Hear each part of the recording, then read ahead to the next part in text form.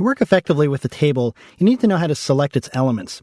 You can select the entire table, one or more rows or columns at a time, individual cells, multiple cells, and even non-adjacent rows, columns, and cells.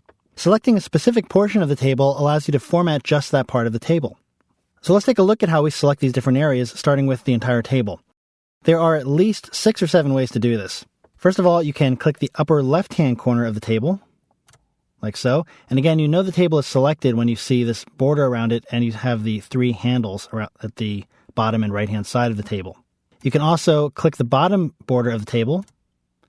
You can click the right border of the table, meaning you can click the bottom right corner as well because that's where the bottom and the right side overlap. Now notice I didn't mention the top and left border of the table, and we'll see why in just a moment. To continue, you can also select the division between cells to select your table, just like so, or like so.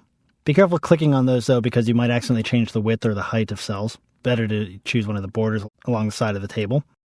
And finally, if you have a cursor in your table someplace, you can choose Table, Select Table, or hit Command-T to select the entire table. That will be unavailable to you if your cursor is not inside the table. So it's your choice of which method you want to use, but you have to be able to select a table to format or edit it. Now, the left and top borders of the table are reserved for selecting entire rows or columns. Notice if I move my cursor to the left side of the table, I get this right pointing arrow. And when I click on one of these rows, that selects the entire row, like so. Or you can click and drag to select multiple rows. Same thing works at the top border for selecting columns.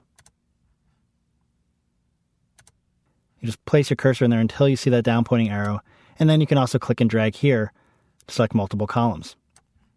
If you want to select an individual cell, just click inside the cell and drag out of it. You can drag to the left or the right, whichever way you want to go. Now you'll notice that this oftentimes will select the adjacent cell as well, but all I have to do is drag back towards that first cell until I see just it highlighted, let go of my mouse, and then just that cell will be selected.